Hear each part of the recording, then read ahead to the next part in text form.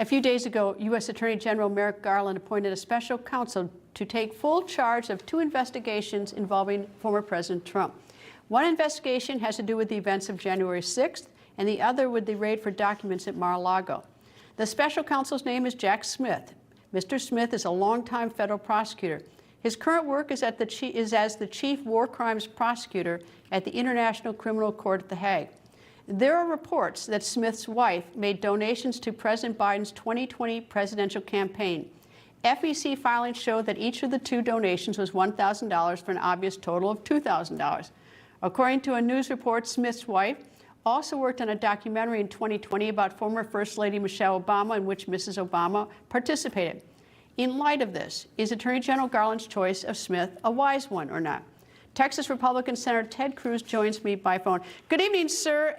What are your thoughts on this selection of Jack Smith in light of his wife's contributions, and she worked on a documentary? Well, Greta, it's great to be with you. Thank you for having me. I think it is a terrible decision. You and I have talked before about how this Department of Justice and this FBI has been deeply, deeply politicized under Joe Biden.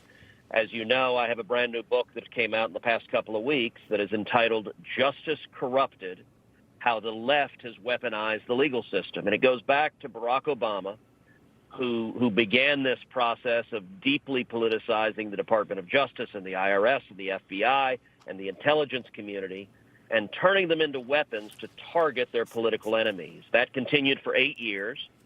And then when Trump became president, those hard partisans, they burrowed into senior career positions at the DOJ and the FBI, and they waged war on Donald Trump for 4 years, trying to undermine his presidency. Now with Joe Biden, they are out in the open. It is metastasized, and I think it's profoundly dangerous. My thought on this is that, he could be extremely fair. I have no idea. I don't know anything about him. And his wife may have had a minimal role on this documentary, and the $2,000 may be something. I have no idea about it.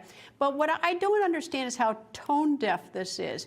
Why would you have even the appearance of this and give ammunition to the Republicans to complain about the investigation? There are probably 200,000 prosecutors out there they could have chosen, and they chose one that's going to be that has this. I don't get this. I just think it's so tone deaf. So, Greta, I don't think it's tone deaf. I think they are brazen. Under Joe Biden, remember, this is the same attorney general that wrote a formal memo directing the FBI to target parents who speak out at school boards. This is the same attorney general who signed off on the FBI raiding Mar-a-Lago, the first time in history a former president's home has been raided. This is the same attorney general who signed off on FBI agents raiding pro-life activists' homes at the crack of dawn with machine guns drawn.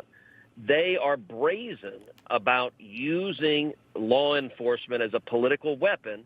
And by the way, this is not the first time they've used this playbook. As I describe in the book Justice Corrupted, under Obama, when the IRS targeted Tea Party groups and conservative groups and pro-life groups and pro-Israel groups, and it became public, Barack Obama publicly said he was outraged, he was angry, and he said the American people have a right to be angry. And then what happened is the Obama DOJ stonewalled, and they appointed in charge of the investigation a prosecutor who had given over $6,000 to Obama and the DNC. This is the same playbook as before. They want a partisan prosecutor, and they know what they're doing. Let me turn quickly to Be My Eyes and Ears. You're in Georgia campaign with Herschel Walker. Can you tell me a little bit about what you're seeing on the land there? Well, I just landed a few minutes ago. We're getting ready to do a big rally this evening. It's at the Governor's Gun Club in Powder Springs, Georgia. The rally starts at 7 p.m., so if you're in the area, come by the rally. I'm here. Herschel Walker is here. Lindsey Graham is here. Sean Hannity is here, your former colleague. It is all about turnout for December 6th. This race in Georgia is incredibly important. It's the second time in a week I've been here campaigning with Herschel, because this is going to determine whether we have an ability to fight back on Schumer's majority or not. It's a hugely important race.